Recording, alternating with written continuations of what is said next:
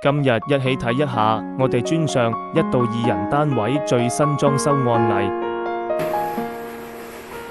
1至2人單位裝修連家私訂製。初尺，呢度係一個大門口，擺個獅子櫃。然之後呢一邊一立個都係儲物櫃做到頂嘅，有張伸縮台啦，上面係玻璃飾物櫃。然之後呢個位置呢，就係做咗張地台床啦。咁呢個廚房、廁所，望到少少海景。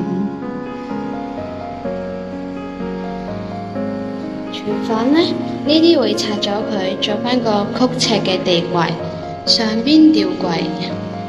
咁洗衣機嘅去水位喺呢邊啦。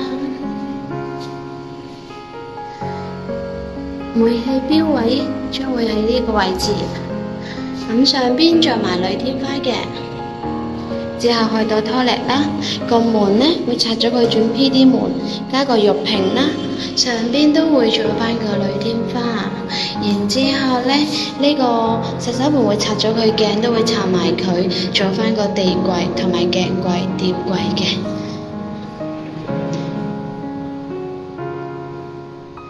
聽日就可以動工㗎啦。